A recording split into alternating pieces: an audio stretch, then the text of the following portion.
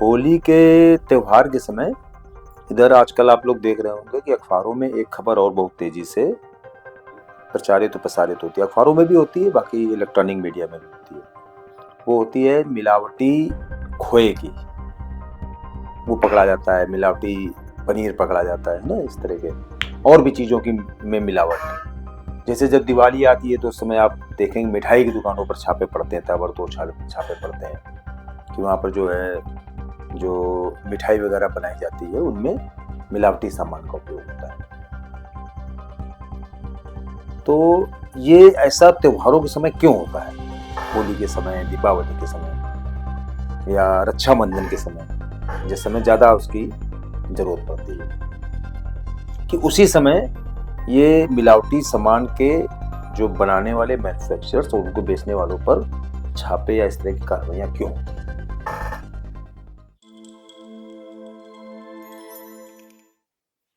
क्योंकि मिलावट कोई ऐसा नहीं कि केवल उसी समय हो रही होती है, मिलावट 12 महीने हो रही होती है। लेकिन ये शासन और प्रशासन इतना ज्यादा नकारा है, इतना ज्यादा निकृष्ट है कि वो केवल जब हिंदुओं के 30 त्योहार आते हैं उस समय ये छापेमारी करके अपना जो उनका कर्तव्य है उसकी इतसी समझ लेते हैं। एक चीज।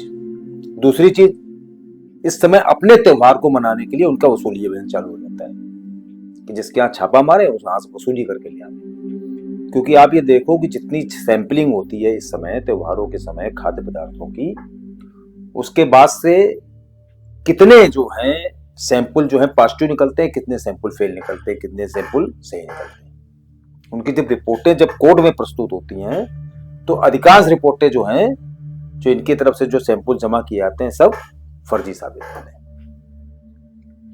क्योंकि आफ्टर ऑल वो जो पूरा मुहिम होती है केवल दो चीजों की। एक तो ये कि हमें ड्यूटी दिखानी है अपनी कि भाई हमने बहुत बड़ा काम कर डाला, देखो छापेमारी हम कर रहे हैं, क्योंकि पूरे साल भर हमने कुछ किया नहीं है। दूसरी चीज, हमको अपनी वसूली करनी है। तो वसूली कहां से करें, कैसे करें, उसका भी एक।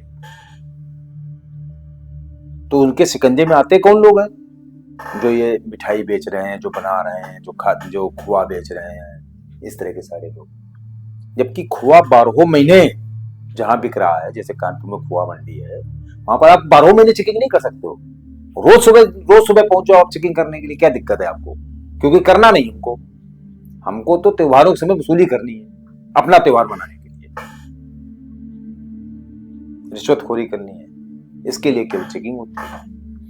जबकि हमें लगता है जो मिलावट जो है खाद्य पदार्थों में वो इतना बड़ा अपराध है कि आप यह समझ लीजिए कि जो किसी का कत्ल करने के बराबर जो अपराध होता है उससे ज्यादा बड़ा अपराध है।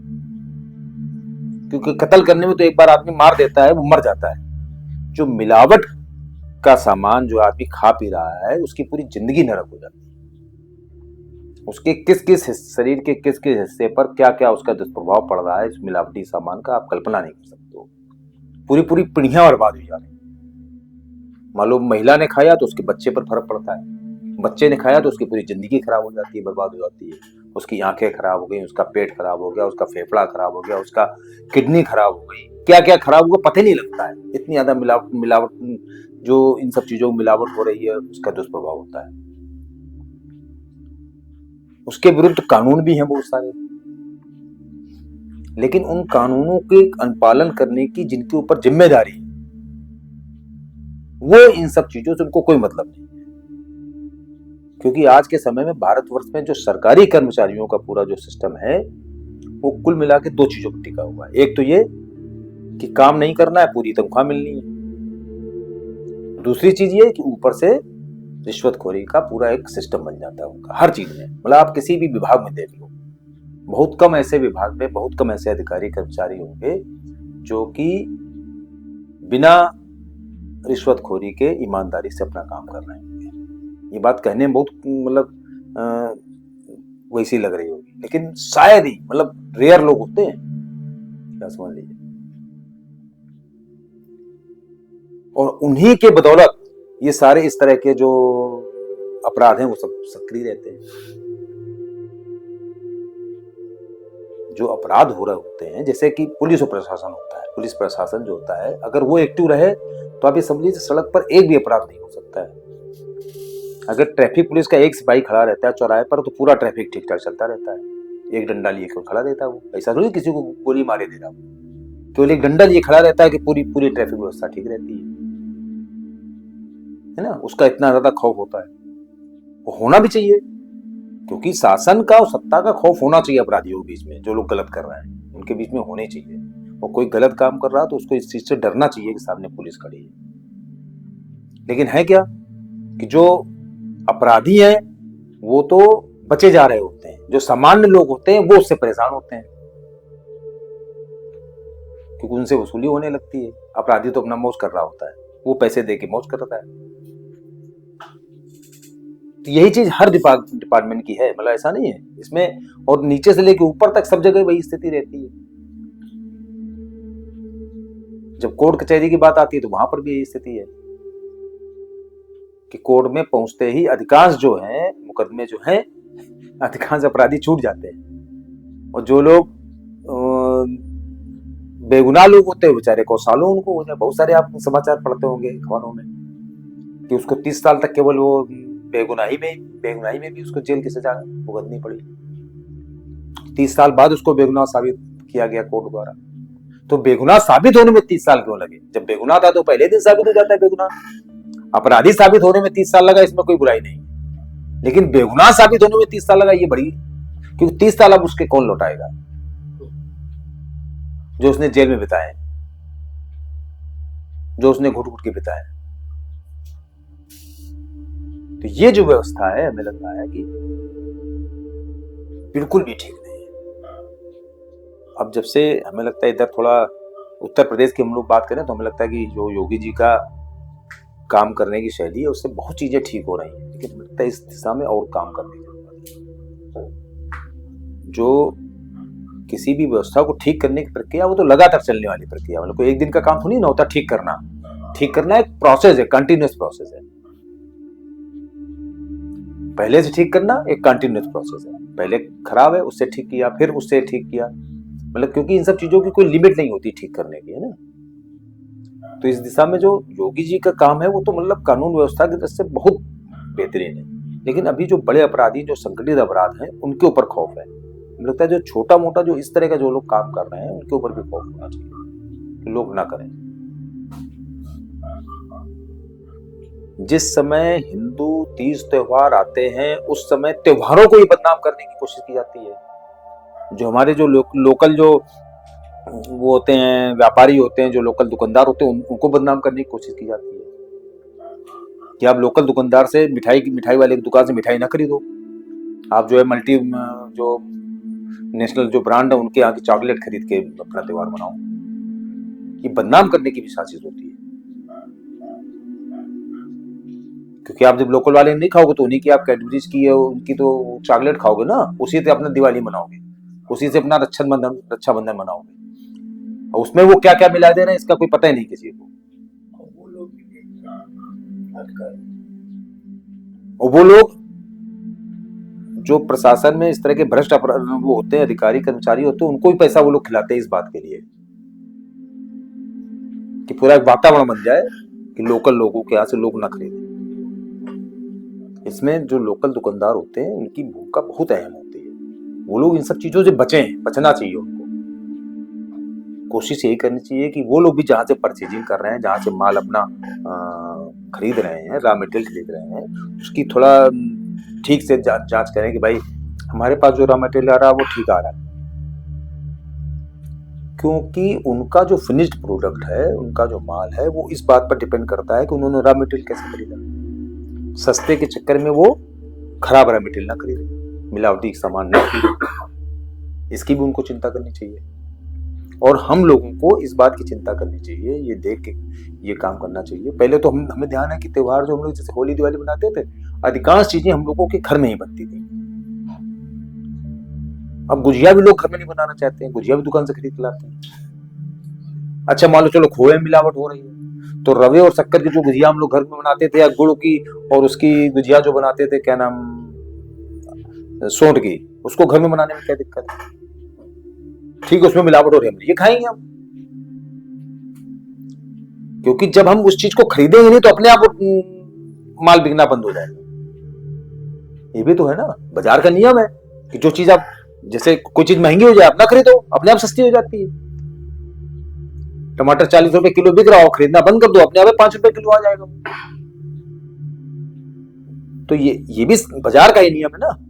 तो बाजार के नियम के हिसाब से जिस चीज की मांग बढ़ती है, दूध इतना हो ही नहीं रहा है कि इतना ज्यादा खोआ बन पावे, इतना ज्यादा पनीर बन पावे, जितना ज्यादा कंजम्पशन है त्योहार के समय, तो आ कहां से रहे, भी हम लोगों को सोचना चाहिए। कम से कम कुछ जो भारतवर्ष के जो नामी गिरामी ब्रांड है जैसे अमूल वगैरह है, लोग कम से कम इस बारे में प्रतिष्ठा है कि अच्छा नहीं, ये मिलावट नहीं करेंगे। मान लो ये होगा जो पुराना दूध का उन्होंने पाउडर बना के रखा होगा, उससे वो खोआ बना के आपको दे देंगे, मिलावट नहीं करेंगे, है ना। कम से कम हम लोग उन्हीं से काम चलावे, इस तरह के भी हम लोग उपयोग, मतलब थोड़ा प्रयोग कर सकते हैं। हम ये नहीं, हम इस चीज को प्रोत्साहित नहीं कर रहे हैं कि उनका ब्रांड खरीदें आप। हमारा सिर्फ कहने मतलब है कि अगर आपको कहीं से संदेह लगता है कि भाई चलो इनके उसमें मिलावट हो सकती है, तो जरूरी हम वही खाएं। घर में पापड़ चिप्स बनावे, बाहर की हम वो कचरी क्यों खरीदें जाके। पापड़ चिप्स बनाने प्रचलन खत्म कर दिया तो बाहर मार्केट में कचरी मिलेगी। अब कचरी वो कैसे बन रही है, क्या हो रहा है, इस पर थोड़ा ध्यान देने की जरूरत है, क्योंकि जो मैन्युफैक्चरर है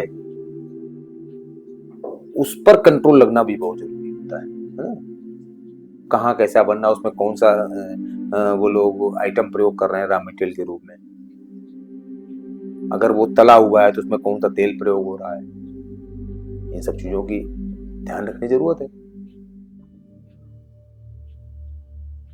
लेकिन ये सब लोगों की सामूहिक जिम्मेदारी, हर चीज शासन प्रशासन के डंडे से हर चीज संभव नहीं है ठीक होना। हमने पहले भी बताया था, अभी जब होली के बारे में बात कर रहे थे, कि हम लोगों की भी जिम्मेदारी है। भाई वो जो दुकानदार है वो भी तो इसी समाज का अंग है, जो मैन्युफैक्चरर है वो भी तो इसी समाज का अंग है, जो होली का रंग बना रहा है मिलावटी वो भी तो इसी समाज का अंग है। उनकी जिम्मेदारी नहीं है कि हम गलत सामान ना बेचें।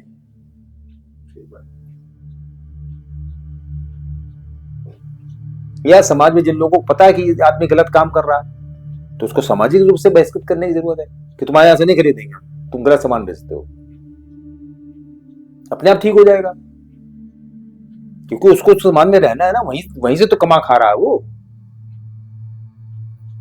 उसी समाज में ही तो अपना माल बेच के वो कमाई कर रहा है, अपने परिवार का पालन पोषण कर रहा है।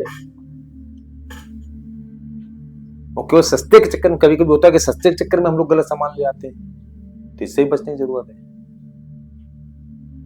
कि सस्ते के चक्कर में हम लोग मिलावटी सामान या नकली सामान लोग ना खरीदें।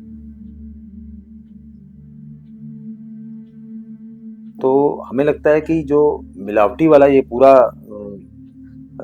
खाद्य पदार्थों का जो पूरा सिस्टम है, ये इसका जो पूरा सर्किल है ये इसी तरीके से टूटेगा। इसमें हर एक व्यक्ति को जागरूक होना पड़ेगा, जो उपभोक्ता है उसको सबसे पहले जागरूक होना पड़ेगा, जो मिडिल मैन है दुकानदार है उनको जागरूक होना पड़ेगा, जो मैन्युफैक्चरर है उनको और ज्यादा जागरूक होना पड़ेगा। हो सकता है उनकी गलती ना हो, वो जहां से माल खरीद रहे हो रॉ मटेरियल वहां पर मिलावट हो रही है, उसके कारण से उनका सामान गलत बनना हो, खराब बनना हो, है ना, हर लेवल पर। और शासन प्रशासन तो भाई, जब समाज में अगर काम अच्छा चलाना है तो शासन प्रशासन की सबसे ज्यादा जिम्मेदारी होती है। हमने बताया ना कि एक सफेद वर्दी का अगर ट्रैफिक का सिपाही चौराहे पर खड़ा है एक डंडा लिए केवल, तो पूरा ट्रैफिक अपने आप ठीक रहता है। उसका डंडा देख के लोग ठीक रहते हैं, तो ये उनकी जिम्मेदारी है डंडा लेके खड़े रहे, क्योंकि वो उनकी समाज में यही जिम्मेदारी है उनका। वो जो ड्यूटी कर रहे हैं वो इसी बात का ड्यूटी कर रहे हैं कि समाज को ठीक रखना है उनको अपने डंडे के बल से। लेकिन वहीं ये भी देखना काम है कि कोई जो ऐसे लोग जो हैं, जो बेगुनाह लोग हैं, उनको ना परेशान किया जाए, वो लोग ना परेशान हो उनकी वजह से।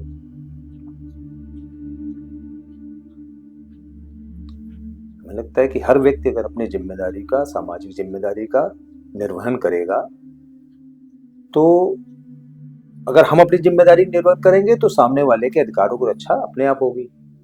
तो इसलिए सब लोग अपनी अपनी जिम्मेदारी निर्वहन करें,